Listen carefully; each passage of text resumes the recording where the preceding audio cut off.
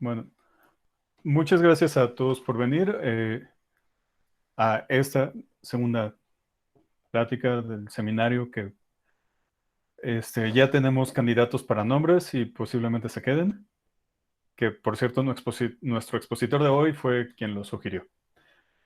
Bueno, el doctor Cid Reyes Bustos tiene licenciatura en matemáticas aplicadas y en cómputo, ingeniería en ingeniería Ingeniería en computación. Ingeniería en computación por el ITAM y después hizo su maestría y el doctorado en la Universidad de Kyushu en Fukuoka y actualmente es investigador postdoctoral en el Instituto de Tecnología de Tokio, en Japón. Sid nos va a hablar hoy, su principal rama de investigación es la teoría de la representación, algunas aplicaciones y un poquito de teoría de números también. También le mueve la teoría de números. El título de la charla de hoy es La simetría en el modelo de Rabi, que, bueno, salvo que él me corrija, es un tema en el que he estado trabajando los últimos años. Bueno, muchas gracias a Sid por aceptar y bueno, es todo suyo. Muchas gracias. Foro. ¿Todos me escuchan bien? ¿Me escuchan? Sí, sí, sí. Ok, Todo bien. voy a compartir la presentación. Oh. Bueno, buenas noches a todos. Aquí es de mañana. Aquí son las 8 de la mañana. Pero llegué vivo. ¿Se ve la presentación? Sí. Ok. Sí, pues primero quiero agradecer a Gerardo y a todos los presentes por invitarme y espero que les guste. Les quiero pedir una disculpa anticipada porque seguramente habrá faltas de ortografía o detallitos y quisiera que me perdonaran en caso de que los haya. Pero pues voy a comenzar si tienen alguna duda en cualquier momento pueden interrumpirme o hacer la pregunta y ya trataré de responderla en ese momento. Pues sí, lo que voy a hablar hoy es de un modelo que aparece en física cuántica, pero yo no soy físico. Entonces, lo que hacemos es estudiar matemáticamente este modelo y es lo que quiero presentarles. Yo ya llevo unos años. Si quieren, más tarde les puedo comentar cómo llegué aquí partiendo de que quería estudiar cosas de teoría de números, pero al final les puedo comentar un poco. Y esta plática se enfoca en una parte de la investigación que es la simetría que tiene este modelo, en un sentido que voy a introducir después. Y como creo que no hay mucha gente, o tal vez más bien decir, hay poca gente que esté acostumbrada a estos conceptos que voy a introducir, voy a darles una introducción primero y una motivación de lo que estoy haciendo. Bueno, y esta figura, pues nada más quería un dibujo que representara la simetría. Y tiene un poco que ver, en cierto sentido, como lo que voy a mostrar, que separa estos dos pajaritos en blancos y negros. Pero bueno, luego regresaré a comentar esto. Como dije, primero voy a dar una pequeña introducción.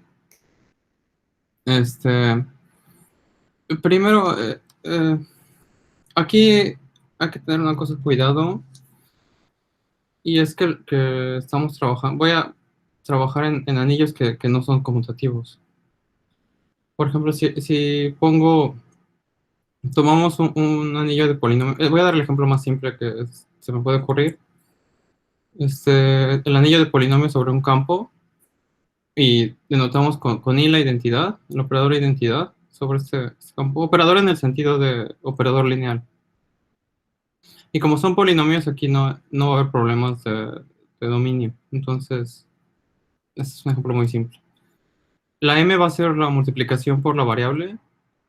M de f de y es y por f de y.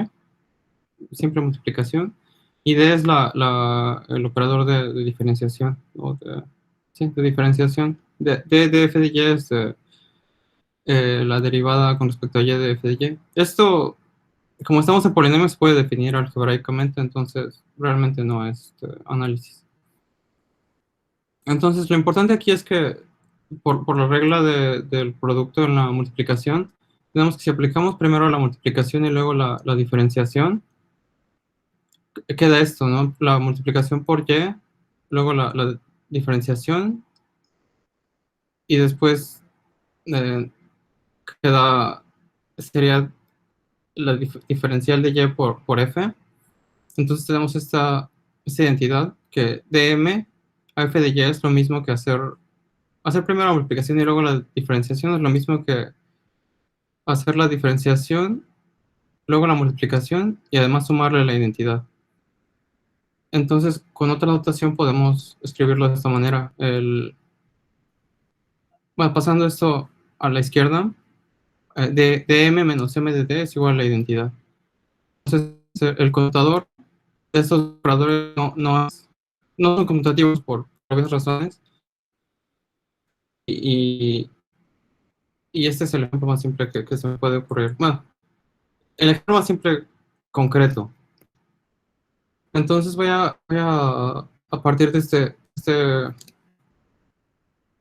ejemplo para introducir lo que quiero platicarles hoy.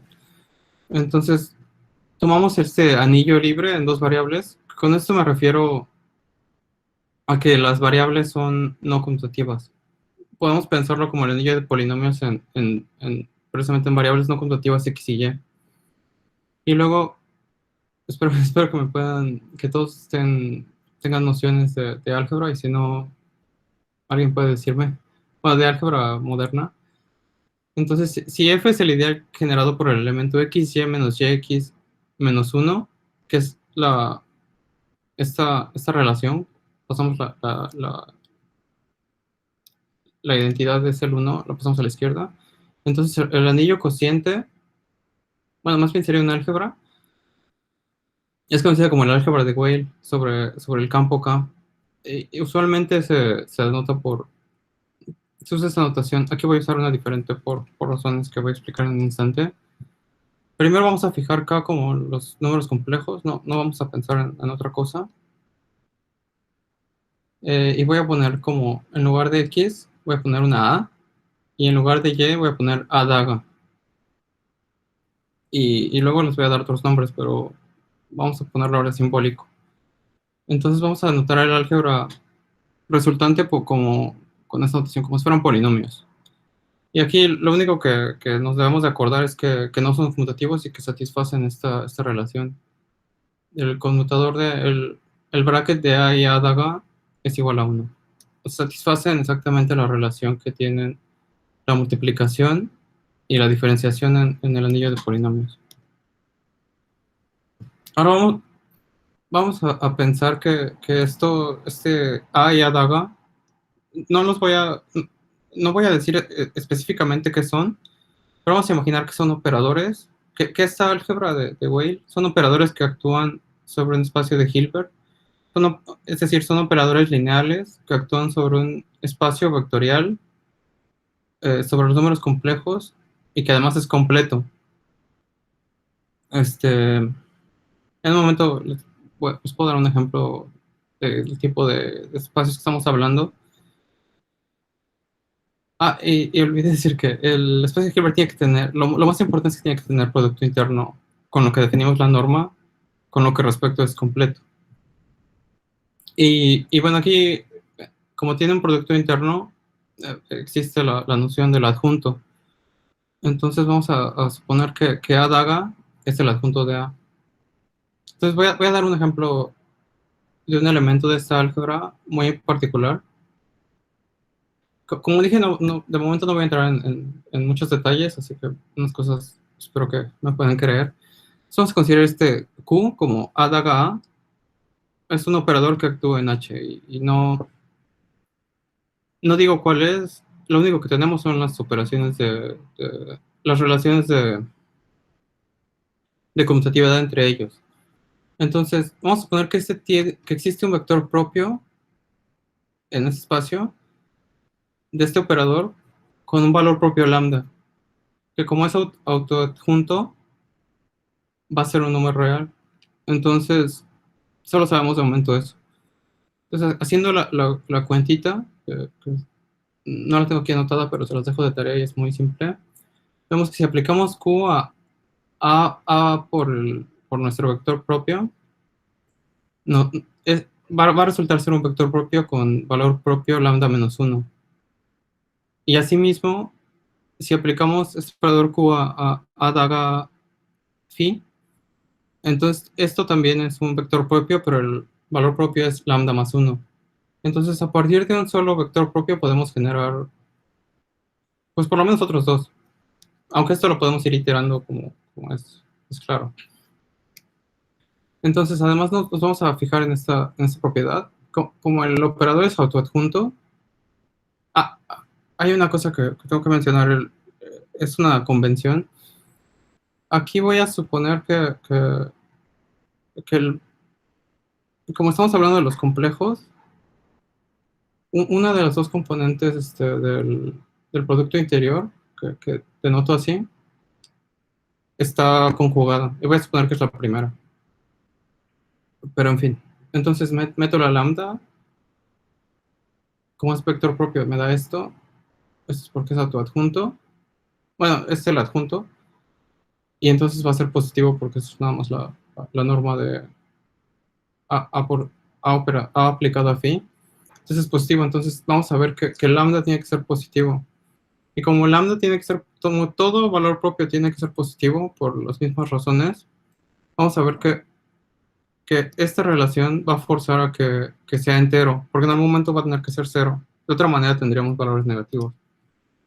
Entonces el espectro, el valor propio lambda va a ser un entero no negativo y en algún punto vamos a llegar a encontrar un vector que podamos ser unitario con los métodos de siempre, dividiendo entre la norma, tal que el valor propio es cero. Si le aplicamos a, nos da el operador cero. Después si definimos phi n como a daga phi n aplicado a phi 0, son los vectores propios con valor propio n por esta ecuación. Además se puede calcular muy fácil el producto interno de dos de estos vectores y es esta cuestión.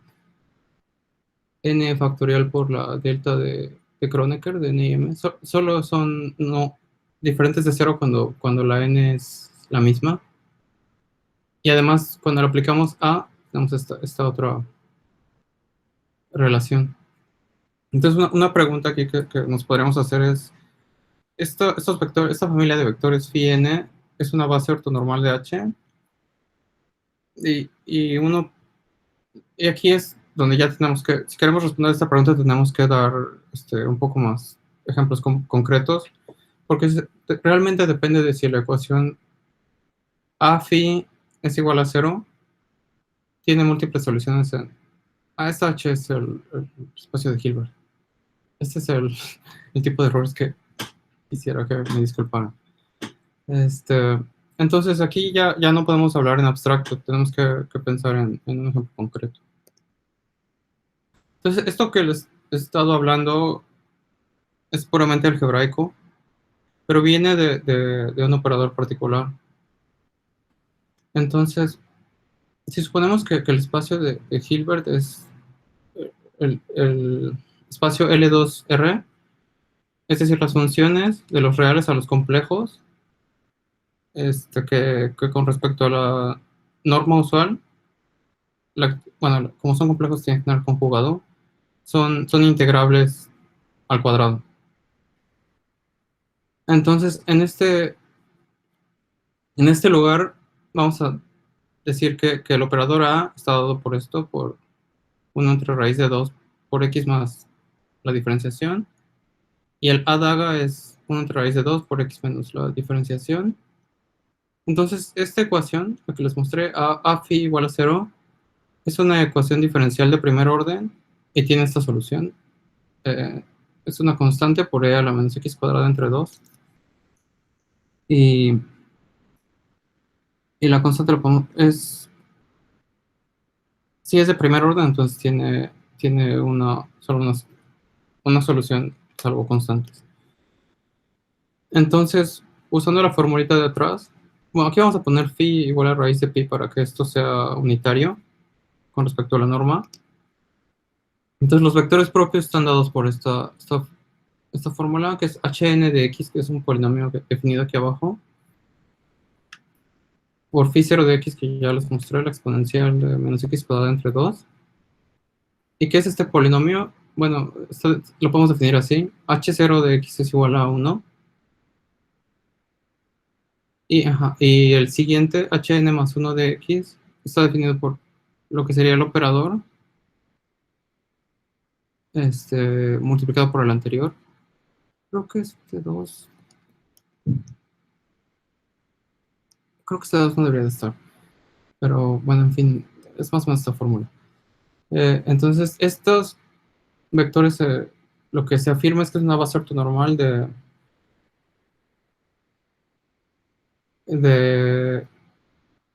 espacio de Hilbert de funciones integrables, de funciones bueno, L2R.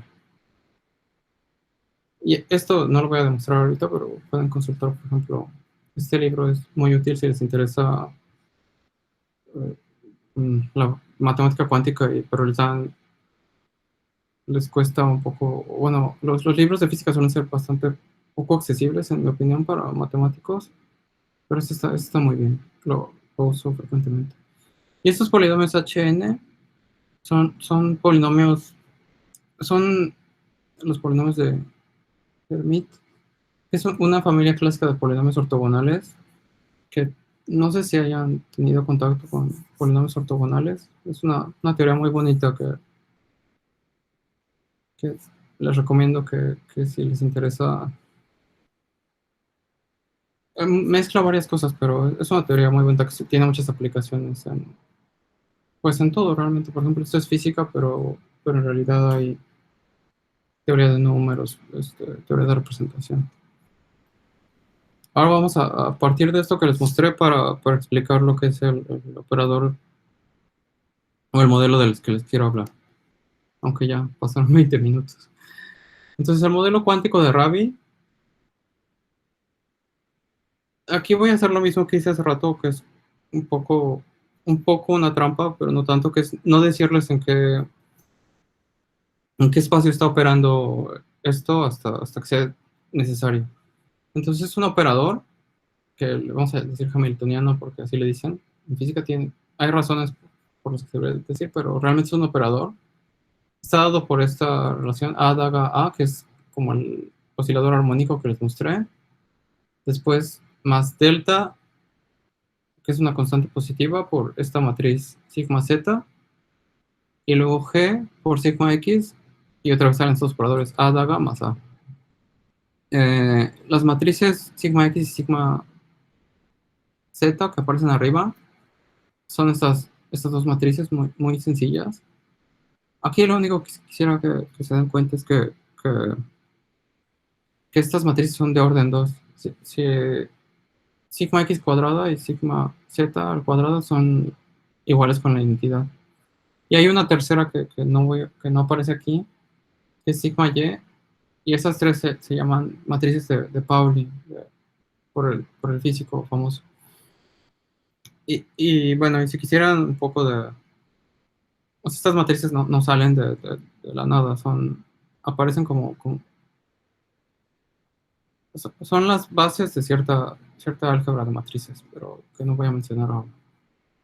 Entonces, este modelo, ¿por qué es importante o por qué les interesa a algunas personas? Mide la interacción del oscilador armónico, que está aquí, como ya les había dicho, con un sistema de dos niveles. No sé si han escuchado la palabra qubit de computación cuántica. Eso es más o menos la misma idea. Es como un bit cuántico. como tiene dos niveles, pero puede tomar coeficientes.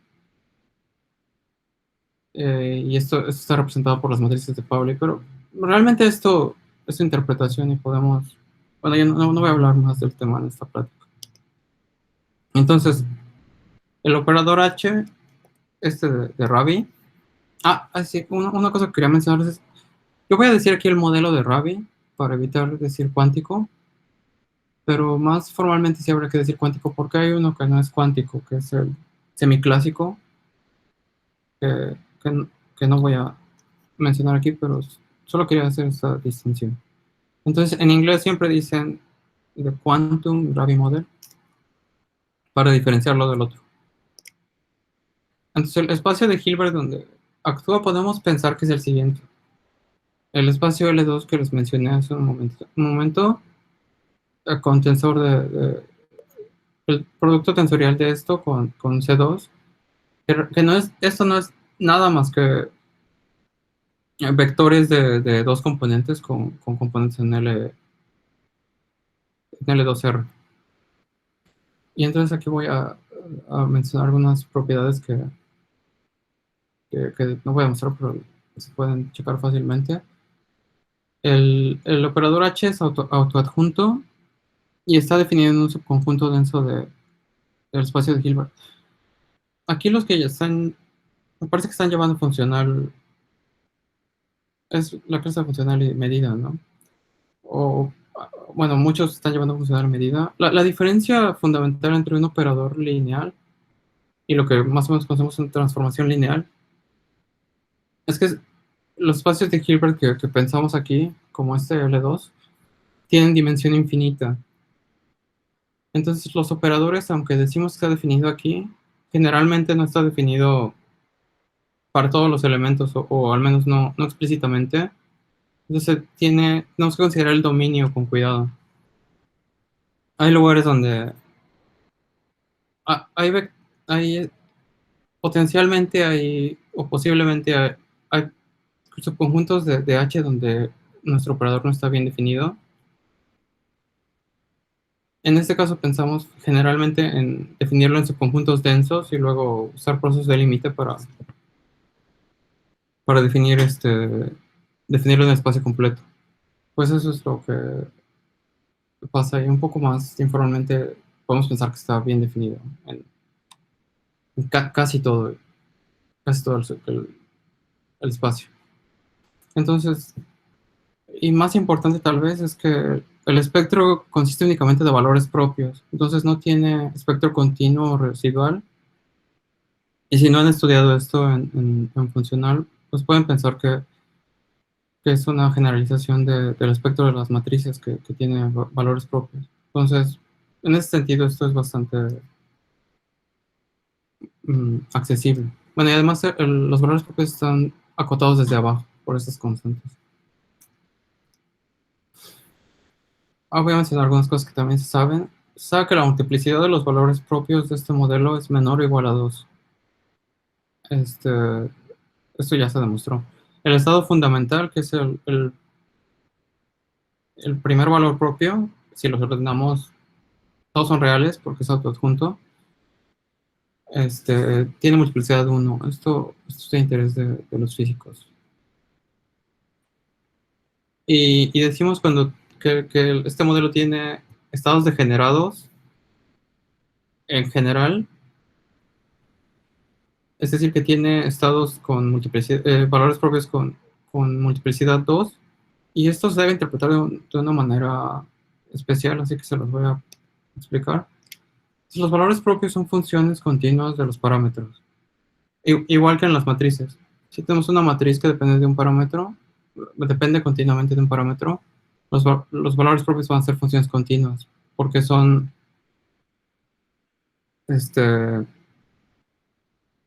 son las raíces del polinomio característico. Aquí es igual. Entonces lo que se hace es fijar delta, alguna delta positiva, y se dibujan los valores propios como si fueran curvas con respecto a la variable de g. Bueno, aquí es el valor de las curvas. Y entonces digamos que cada lugar donde lo tenemos es una G fija y los vectores propios se leen hacia arriba. Pero en general se piensa como en esta figura. Y entonces vemos que, bueno, este es cero, entonces nos preocupa. Pero si seguimos esta curva, aquí pareciera que se cruzan, ¿no? O acá también.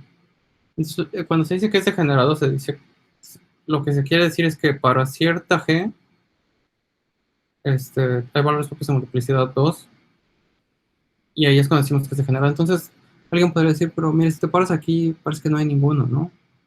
Y sí, y posiblemente en ese punto no haya, pero estamos pensando como en esta gráfica completa. Bueno, es lo que se piensa usualmente, especialmente los físicos.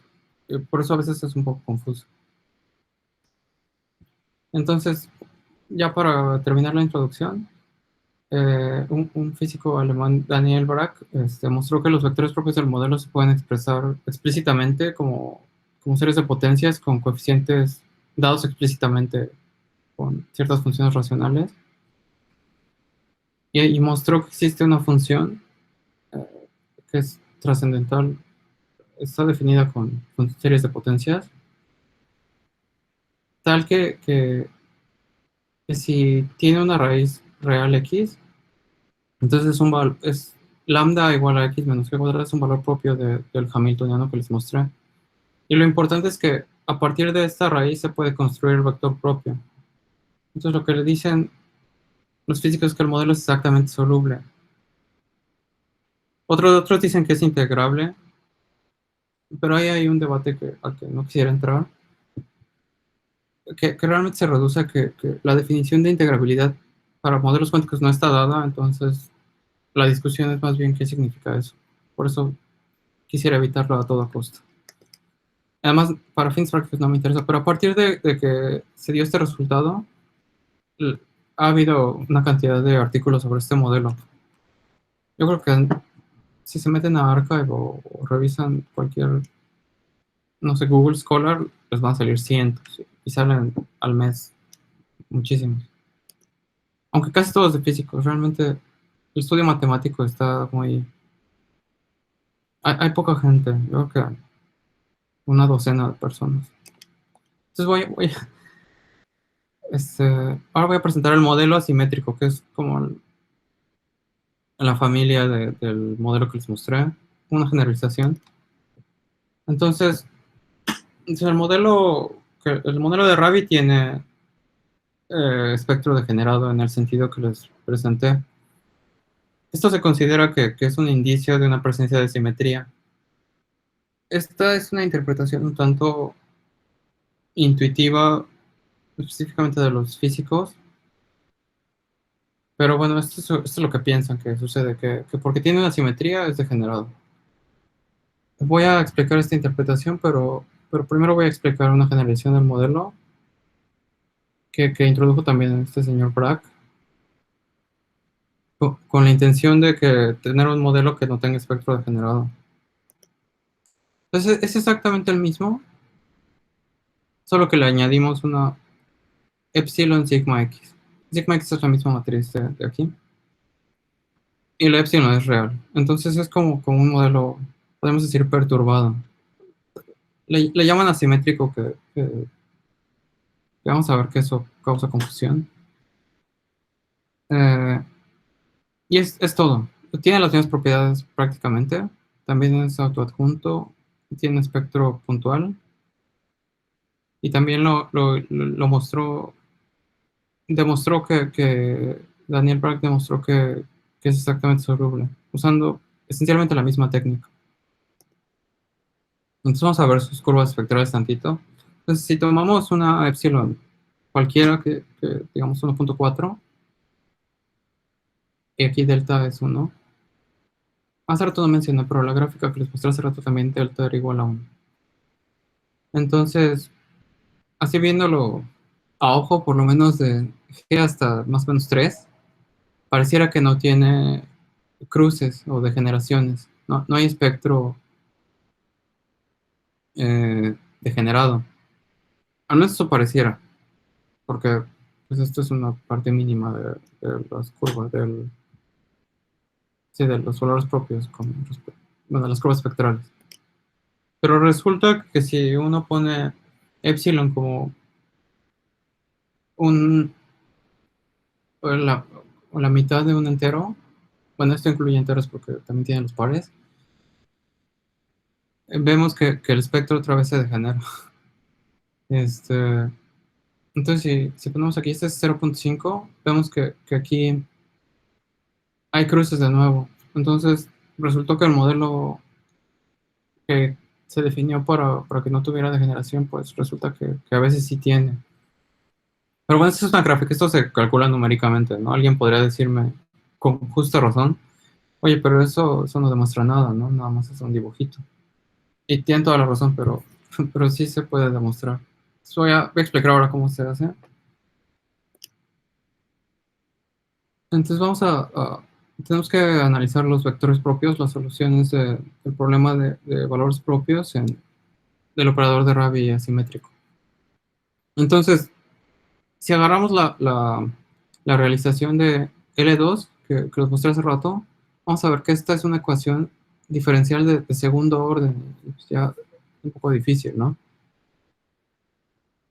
Es un poco difícil, más que no es porque sea de segundo orden, eso se puede resolver, pero entonces son dos ecuaciones diferenciales de segundo orden, porque tiene dos componentes por las matrices.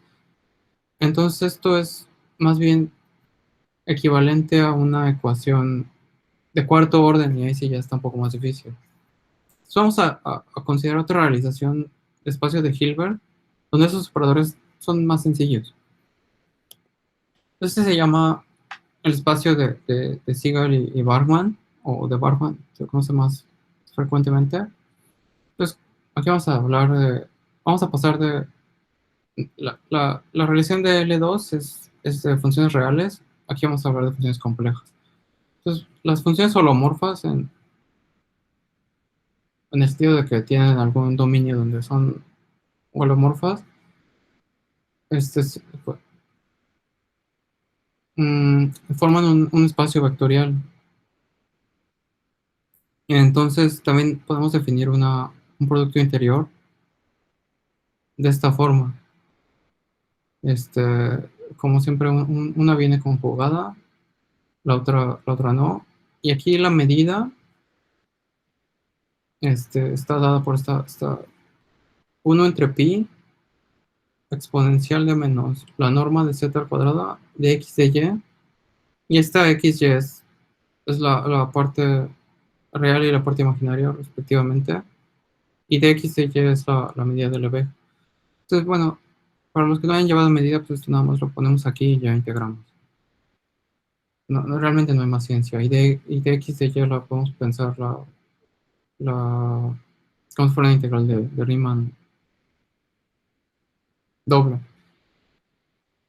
Bueno, separando en las funciones la parte real y parte imaginaria, multiplicando. Tampoco, tampoco es mucha ciencia. Entonces el espacio de Siegel y Bargmann es el subespacio de acá de funciones enteras, o sea, holomorfas o diferenciables en todo el plano complejo, que satisfacen que con respecto a la norma inducida por esto son integrables.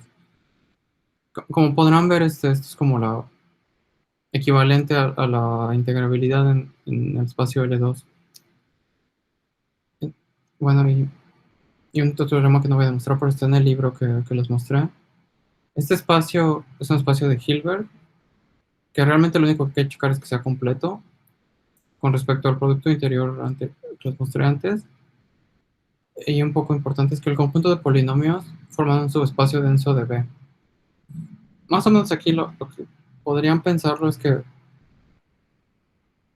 pues, tienen el conjunto de polinomios y su cerradura serían las series de potencias. Entonces, intuitivamente esto tiene sentido. Y para nuestros fines lo más importante es lo siguiente. Los operadores A y Adaga tienen una realización sencilla en B, que la A sería la diferenciación con respecto a la variable compleja y la Adaga la multiplicación por la variable compleja. Entonces, se puede demostrar que esto es equivalente a la realización anterior. Hay un teorema de Stone von Neumann que nos dice que si tienes operadores que satisfacen la relación de conmutatividad que les mostré al principio, que le llaman relación de conmutatividad canónica, y otra serie de condiciones sencillas, son equivalentes en el sentido de que los valores propios y los operadores, todo es equivalente. Entonces, podemos trabajar en cualquiera de los dos sin ningún problema. Y alguien podría decirme aquí, oye, pero ¿y no puedes hacer esto en lugar de agarrar o seguir en L2 y agarrar la diferenciación y la multiplicación por la variable real? Y la respuesta es que sí, pero hay otra razón por la que quisiéramos trabajar en los complejos, y es la que les voy a mostrar a continuación. Bueno, les voy a explicar en un momento. Y tiene que ver con que las ecuaciones diferenciales de los complejos en cierto sentido son más sencillas. Entonces, eh, el operador H epsilon del modelo asimétrico, ya decimos que actúa, ya no es en L2R, ahora es en B, con producto tensorial de B con C cuadrada, bueno, con C2, y cambiando la E la daga por la diferenciación y la multiplicación, vemos que tiene esta forma. Entonces ya la ecuación de los valores propios es equivalente a un sistema de ecuaciones diferenciales de primer orden. Aquí es lo que les contaba, ahora ya tenemos dos ecuaciones de primer orden que van a ser equivalentes a una sola de segundo orden, y esto ya tiene mejor pinta que hace rato.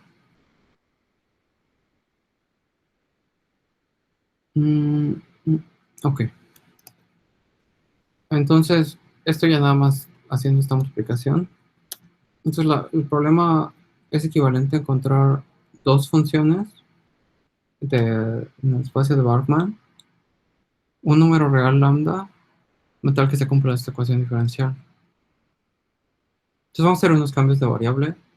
Voy a ir un poquito rápido, pero entonces, si hacemos este cambio de variable, nos da esta ecuación. Aquí no hay mucha ciencia, aquí va directo.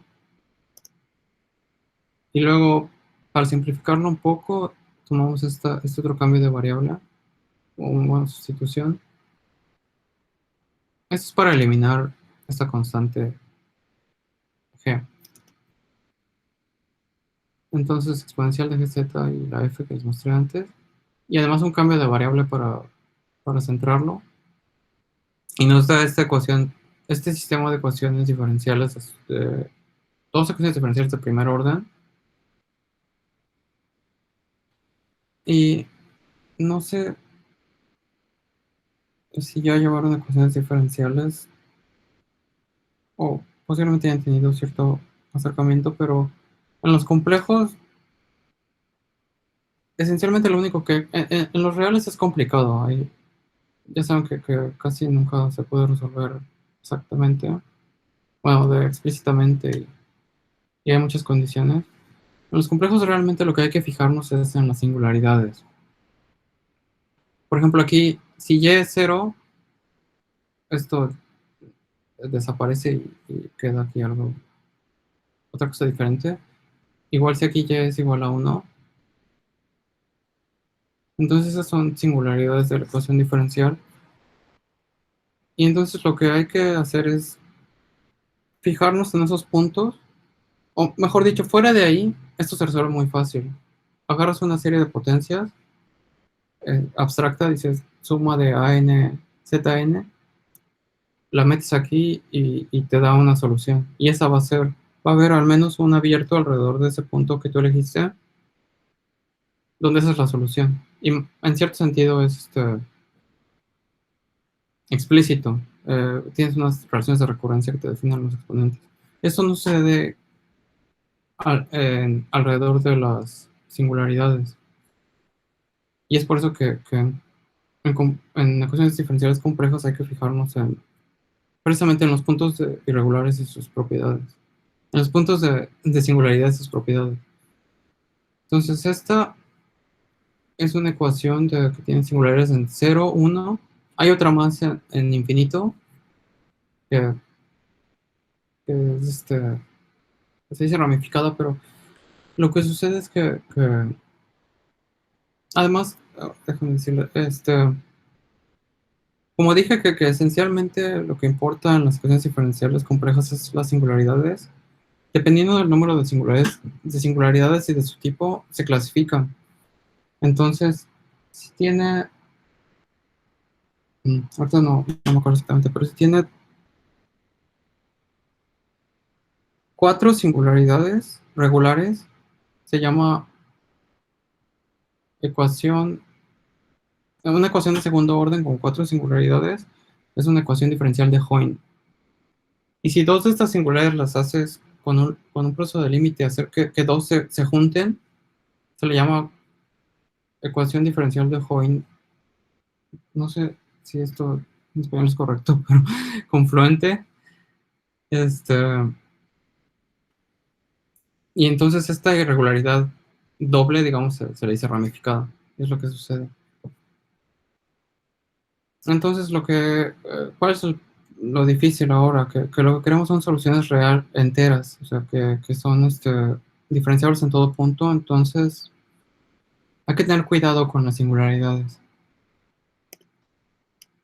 Y aquí por una lámina voy a cambiar tantitito el tema y regresar al modelo de Rabi más en abstracto. Entonces, aquí vamos a meter una clasificación del espectro. Entonces, si lambda es un valor propio de este modelo, decimos que es excepcional si tiene esta forma, lambda n más menos epsilon menos g cuadrado, para un entero no negativo. Y si no es esto, decimos que es regular. Y además, cuando son excepcionales, decimos que es casi exacto, o judiano, hay una persona que se llama Jude. Si las soluciones del sistema son esencialmente son polinomiales, es decir, si esta ecuación diferencial tiene soluciones polinomiales y que es no judiano o no cuasi exacto, si no es judiano. Pero bueno, aquí nos vamos a fijar en esto específicamente, en los que son cuasi exactas. Entonces, ustedes van a decir, esto está un poco raro, ¿no? ¿Por qué tomaste n más menos epsilon menos g cuadrada y no cualquier otra cosa? Pues resulta que son justo estos casos en donde esta ecuación tiene ciertas soluciones muy, muy particulares. Aquí hay un punto. Aquí no sé también si hayan escuchado lo que son los exponentes, pero de una ecuación diferencial compleja. Pero bueno, esencialmente la diferencia de los exponentes nos va a decir qué tipo de soluciones hay alrededor de la singularidad. Entonces, los exponentes se calculan en cada singularidad. Entonces, cuando es entero, hay dos casos. Uno, o sea, cuando es entero y tratas de resolver la ecuación, te va a salir una parte logarítmica. Y si te salió esa parte logarítmica, como quieres que sea entero, ya perdiste. Pero también está el caso de que sea polinomial. O sea, de que la relación de recurrencia se corte y tu serie de potencias sea esencialmente un polinomio. Y esto va a ocurrir aquí. Aquí sí no puedo entrar en detalles, pero luego les puedo dar unas referencias si les interesa. Entonces, aquí también tiene algo bonito, que el exponente menor es 0. Obviamente les estoy diciendo del exponente, pero no lo definí. Pero bueno, entonces resultado de esta discusión es que tenemos soluciones a la ecuación anterior cuando lambda es de esta forma, excepcional. Soluciones polinomiales así, con, con ciertos coeficientes. Por ejemplo, este es un polinomio de grado n-1 y aquí es un polinomio de grado n. Y eso es de momento lo que me gustaría que recuerden. Entonces, estos coeficientes, ¿cómo se definen? Van a satisfacer esta relación de recurrencia. La condición inicial es k0 igual a 1, o esencialmente cualquier constante diferente de 0. Y además vamos a imponer una condición extra, que es que el enésimo se cancele. Que, bueno, si partimos de esta discusión, esto va a suceder automáticamente. Entonces no es una condición, es una consecuencia de nuestra definición de la solución de Frobenius alrededor de la singularidad. Pero lo que es más interesante es que esta relación de recurrencia la podemos definir independientemente de la solución. Entonces, si metemos esta otra condición, podemos regresarnos y construir la solución. Y esto es equivalente, entonces sí podemos verlo como una condición. Y es aquí donde esta condición empieza a tener su importancia. Entonces, una manera de encontrar soluciones excepcionales cuasi exactas es fijarnos en las soluciones con respecto a g y delta de esta ecuación para una n fija. Y esto en general es como ven que tiene aquí unos denominadores, n menos n, y también al despejar la g cuadrada va a estar dividiendo.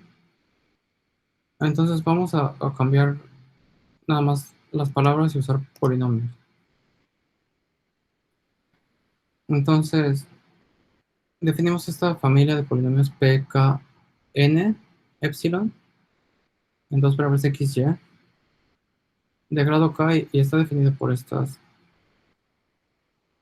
Tenemos el 0, el 1, y el siguiente está definido con una relación de recurrencia de segundo orden con el anterior y el k-1 y el k-2. Estas son las que le llaman de relaciones de recurrencias de tres términos. Y al enésimo, pues, cuando la variable k coincide con esto que es un parámetro, vamos a llamar el polinomio de restricción.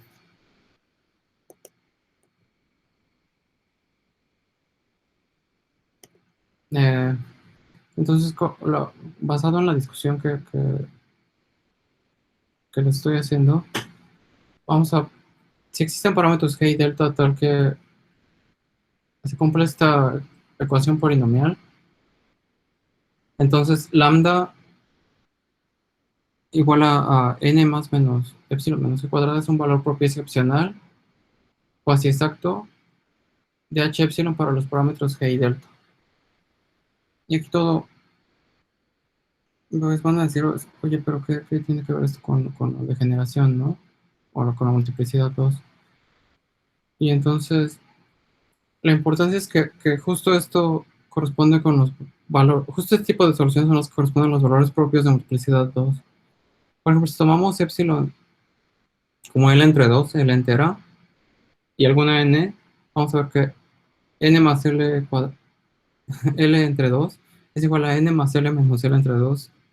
Entonces, el enésimo con epsilon positiva te da el mismo valor que el n más L con esta epsilon negativa. Entonces, si resulta que los dos polinomios tienen las mismas raíces, si se que tienen las mismas raíces, entonces va a suceder lo que queremos. Va a haber dos soluciones linealmente independientes con el mismo valor propio. Y esto tiene esta forma. O sea, bueno, si queremos que dos polinomios tengan las mismas raíces, podemos pensar en que uno divide al otro, ¿no? Porque tienen diferente grado. Este va a tener n, y acá va a tener n más l el grado. Entonces, y además, si lo pensamos en los complejos, podemos pensar en divisibilidad, ¿no? Entonces resulta que sí es así. Existe un polinomio a n l con coeficientes enteros, se puede elegir coeficientes enteros, tal que Pn divide a Pn más L. No, aquí hay que checar el signo. Y el cociente es este polinomio. Además, este polinomio tiene una forma explícita como el determinante de una matriz tridiagonal. Aquí no puse la definición de esto, pero bueno, es un coeficiente que depende de I y L. Y un poco más importante es que, como queremos que tenga las mismas raíces, queremos que esto nunca sea cero cuando x y y son positivas. X y y son nuestras g y deltas. Esto también lo debemos de demostrar. Eh, y bueno, usando todo esto, podemos caracterizar el espectro degenerado del modelo asimétrico. Entonces, el modelo es degenerado, sí, solo si epsilon es, como dije, un entero dividido entre 2. En caso de que haya valores propios de multiplicidad 2, estos corresponden a dos soluciones cuasi exactas. Esto, mm, hasta aquí lo voy a dejar y solo quiero hacer un par de declaraciones que lo mencioné, pero no aparece explícitamente que las soluciones tienen que demostrar que son linealmente independientes. Sí, es para que sean, ya, sí, para que sea diferentes, ¿no? Los vectores propios.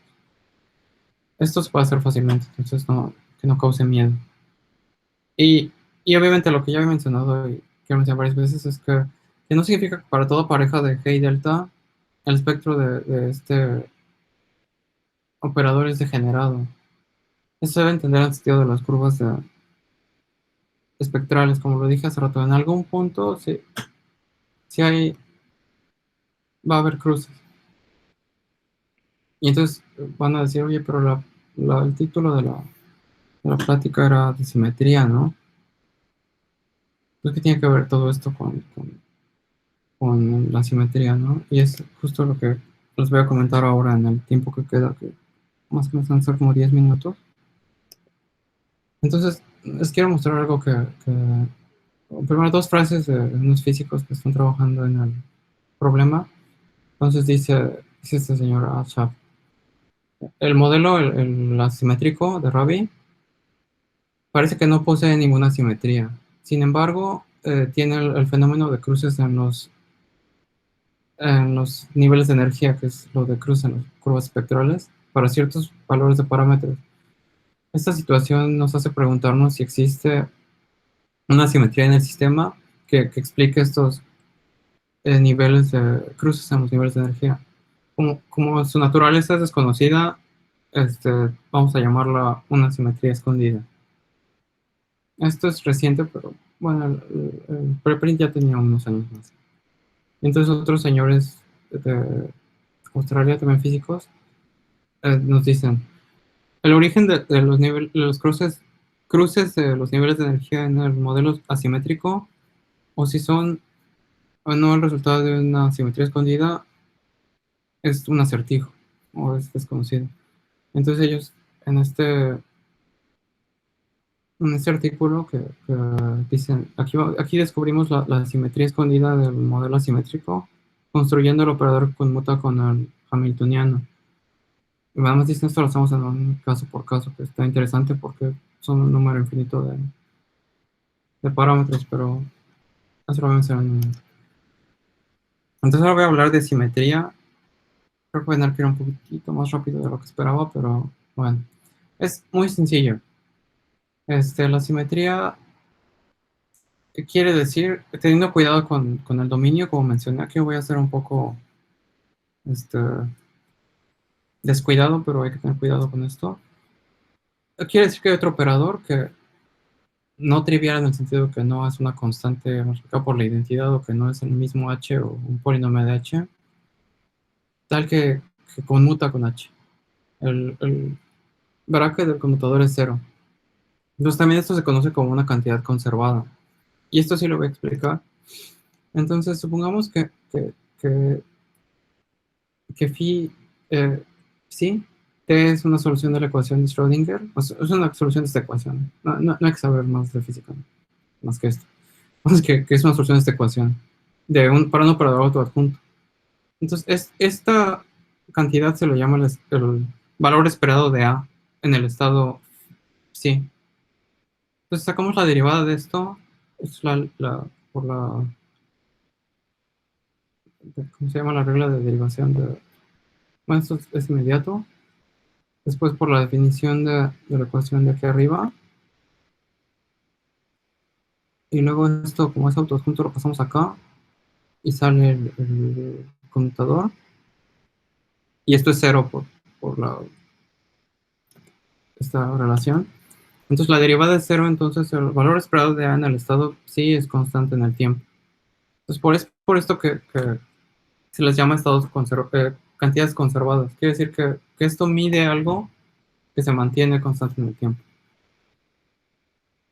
Y entonces ahora voy a dar un caso particular. Tenemos este operador P dado por esta ecuación E a la I pi por A daga A. Aquí no van a decir, oye, pero que son operadores, ¿no? Bueno, lo podemos definir con series de potencia o con el teorema espectral. Entonces, se verifica que no conmuta con A, pero como dice que anticonmuta, le sale en negativo, y también con A daga. Por lo tanto, conmuta con A daga A. Y tal vez más importante, el cuadrado de este operador es la identidad. Entonces, sus valores propios solo pueden ser 1 y menos 1, en virtud de que, aunque no esté escrito, se puede verificar que es autoadjunto. Entonces, J, que es P por sigma Z, es una simetría para HC para el modelo de Rabi. Esto lo pueden ver directamente, esto es una cuenta de 5 minutos ahí, cuando vayan en el camión a su casa. Bueno, ahora hoy tal vez no están saliendo mucho por la pandemia, pero ahí en un ratito que tengan libre pueden checarlo. Esto, por esta propiedad, decimos que es una simetría de Z2, es decir, solo 0 y 1. Entonces, me da tiempo todavía. ¿Cuánto tiempo queda? Bueno, voy a seguir hablando. Sí, perdón, es que estaba buscando el micrófono. Pues digamos como unos 5 minutos para que también haya tiempo de preguntas. Ok, pues voy a ir un poquito rápido. Pues me voy a saltar esta. Voy a decir que con esta relación se puede dividir el espacio de Hilbert entre dos partes, así, en dos espacios invariantes con respecto al operador, y que los puntos degenerados ocurren en un espacio, o sea, cuando ocurren, es un valor propio correspondiente a un espacio y otro correspondiente al otro. Entonces, se dan entre dos curvas de diferente paridad. Entonces, lo que los físicos quisieron encontrar es una descomposición similar para el caso asimétrico. Entonces, estos señores, que ya les había contado, proponen un método heurístico para calcular un operador J que conmuta con el hamiltoniano de Rabi, y además les dieron forma explícita para los casos 1, 2 y 3. Y para los demás dijeron, se puede calcular. Y para los casos obtenidos tenía esta forma P, que es el que les mostré, por una matriz con coeficientes en el álgebra de Weyl que les mencioné al principio. Y lo más importante es que, bueno, no lo más importante, lo más interesante es que si le sacas el cuadrado, no te da la identidad. Te da un polinomio en H, en el hamiltoniano de Rabi. Entonces, obviamente, como esto no es la identidad, no podemos hablar de una paridad en el sentido que les mencioné. No tiene valores propios 1 y más 1.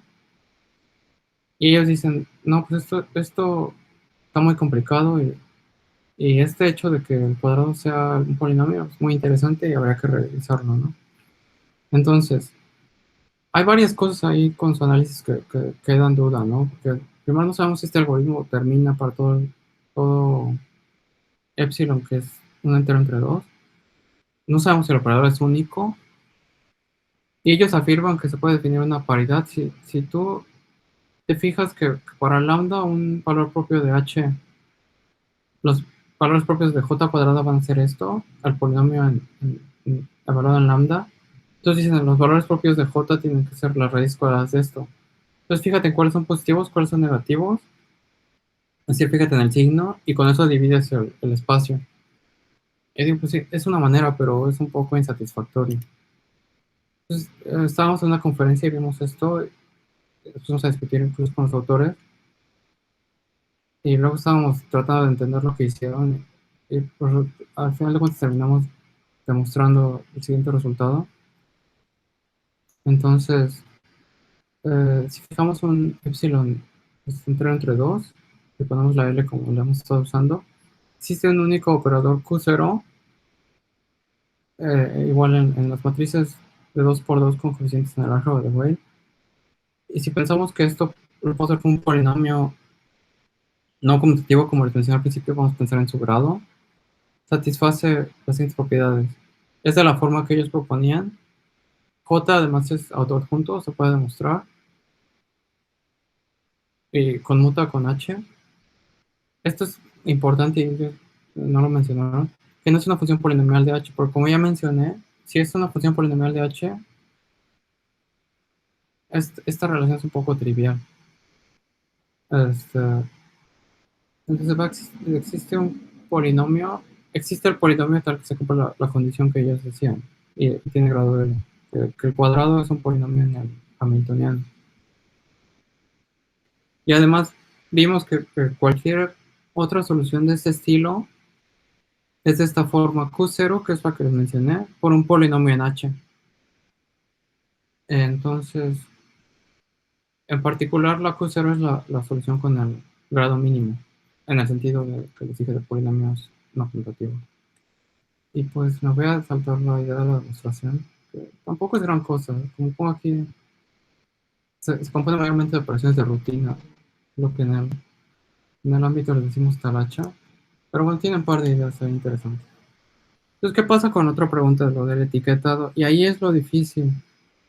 No tenemos solución todavía. Este, porque lo que ellos proponen parece que funciona, pero no parece que se siga de alguna estrategia coherente, ¿no? Es solo algo que les pareció. Y a pesar de que la intuición de los físicos es buenísima y generalmente atinan, pues normalmente queremos una razón para que esto ocurra, ¿no? Y ya voy a darles, para terminar, voy a dar una conjetura que encontramos y me pareció muy bonita. Primero, este operador J, como dije, estoy obviando muchas cuestiones del dominio, pero sí hay que considerar que puede tener espacio nulo, y eso no está muy bueno, ¿no? Pero nuestra conjetura es que el espacio nulo es de dimensión cero, o sea, se compone solo del vector cero, y eso es equivalente a demostrar la siguiente ecuación. P, el polinomio que ya les mostré, lambda, g delta, es mayor a cero para todo valor propio lambda de epsilon. Entonces, esto está muy simpática porque queremos mostrar que el conjunto infinito de valores propios del hamiltoniano, que es algo que no conocemos explícitamente, no contiene raíces de un polinomio que su forma general no conocemos. Entonces, bueno, está difícil, ¿no? Pero bueno, la segunda nos ayuda, la segunda conjetura tal vez nos ayuda a este problema, ¿no? Entonces nos dice que el polinomio para el punto n más l menos g cuadrado, esto ya está, que correspondería con los casos de valor propio, los excepcionales, es igual al polinomio que les mostré antes, ANL, evaluado en esto cuadrado. Entonces, aquí es donde la relación que ellos vieron entre la simetría y la degeneración ya aparece por fin. Entonces, esto nos emocionó bastante. Entonces, es la relación entre esta ecuación que es la simetría del modelo con la divisibilidad que muestra la degeneración en el espectro. Entonces, esto nos emocionó bastante, pero lamentablemente no sabemos cómo demostrarlo. Y partiendo de esto, como esto tiene una forma este, determinante con el determinante de una matriz, también podemos dar una forma general, conjeturalmente, del polinomio. Y podemos decir que está dado por el determinante de este tipo de matriz. Y ya hasta aquí llega bueno, les queda un pilón, pero ya no da tiempo. Y hasta aquí llega mi plática y solo es todo lo que quería comentar. Pues muchas gracias. Muchas gracias, Sid, por la charla. Eh, yo, bueno, no sé si haya algunas dudas, comentarios, quejas. ¿Quejas? Yo tengo una duda. A ver. Cuando pones la epsilon igual a L entre 2 con L un entero, Ajá. o bueno, sí, sí, Pero- cuando tomas a epsilon de cierta manera, concluyes que bueno, que el modelo tiene problemas, ¿no? O bueno, que es degenerado. Ujú. Pues, ¿qué ocurre cuando tomas otro tipo de valores? Por ejemplo, si L en lugar de ser un entero es un número, pues no sé, un número algebraico, digamos, con ciertas propiedades. O sea, la verdad lo que tengo en la cabeza es qué pasa si el número que estás poniendo ahí tiene ciertas propiedades de aproximación, o sea, ciertas Mm, propiedades diofantinas, o sea, si es un número Liouville o si es un número mal aproximable y bueno, eso está interesante. esto nada más para aclarar a todos los presentes, los números de Liouville los pueden pensar como números que se aproximan muy, muy bien por números racionales. O sea, ya sabemos que los números racionales se aproximan a cualquier número real con el grado de precisión que queramos. Pero, muchas veces el grado de precisión con el que podemos aproximar un número real, bueno, si nuestro número real es irracional, conforme nos vamos acercando, forzosamente el denominador se empieza a hacer cada vez más y más y más grande, ¿no? Entonces, este, cuando, cuando la manera en la que va creciendo este denominador digamos, es fea o cuando no podemos aproximar bien el número en estos términos, entonces decimos que es mal aproximable. O sea, hay definiciones precisas para esto. Pero cuando lo podemos, ap- bueno, hay familias de números que podemos aproximar muy bien y uno de ellos son los números de Liouville. Entonces, mi pregunta es si hay, si cierta estructura, bueno, si ciertas propiedades algebraicas o analíticas de los números nos pueden dar más cosas sobre el modelo, así como funciona con los enteros. Sí, así en general es un poco difícil responder, pero creo que puedo dar una. Por ejemplo, aquí mencionaba que se diga que es degenerado, o sea, aunque sea la epsilon sea L entre 2. Ah, bueno, voy a hablar primero de los parámetros. Este, obviamente no quiere decir que en todos los parámetros hay cruces, ¿no? Pero, por ejemplo, como la relación esta, la de restricción, es esencialmente polinomial. Si tomamos G y delta como, no sé, por ejemplo, un número trascendental, este, lo que va a resultar es que no va a tener cruces, porque por si no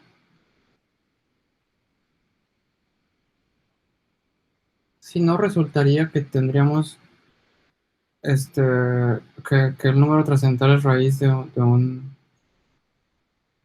polinomio, ¿no? Aunque hay que tener cuidado porque G también puede ser trascendental.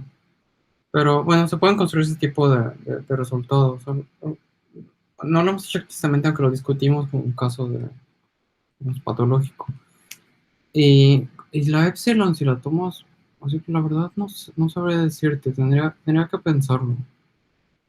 Lo que sí es cierto es que hay una especie de periodicidad con la epsilon. Ah, Es ah, decir, ajá. no exactamente, pero las propiedades sería no con un medio, como con un cuarto. Entonces hay una especie de ciertas propiedades, son como dependen de cierta periodicidad de la epsilon. Pero sí, tendría que pensarlo un poquito más. Bien, gracias. José Alberto nos pregunta si utilizar enteros para la mayoría de los términos está relacionado de alguna manera con la numerabilidad de las bases ortonormales. Pero usar los enteros en dónde? Ah, por ejemplo, en estos excepcionales.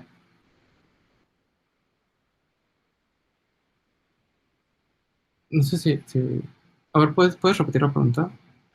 Dice, si el utilizar enteros para la mayoría de los términos está relacionado de alguna manera con la numerabilidad de las bases ortonormales. Ya, sí, o sea, creo que se refiere a las soluciones excepcionales. Y la respuesta sería sí. Déjame regresar a la gráfica. Lo que pasa es que cuando tú agarras el parámetro g y lo pasas a cero, este, mejor no, mejor esto, la del modelo de RAN. Si tú agarras el parámetro g y lo pasas a cero, esta curva, la azulita, es la línea de los excepcionales. Entonces, si te vas a cero, el modelo esencialmente se vuelve un oscilador armónico y las soluciones son las mismas que les mostré al principio. Entonces, en cierta manera sí tiene sentido, pero aquí hay que tener un poquito de cuidado porque los valores propios del modelo siempre son numerables. Entonces, aunque no haya excepcionales, siempre son discretos. Siempre son numerables. Entonces, no sé si contestó la pregunta o no. Sí. Bueno, gracias. Voy a detener la grabación y, bueno, si quieren seguirle haciendo preguntas así, pues, bueno, y él quiere, claro, Sí. pues, adelante. Y también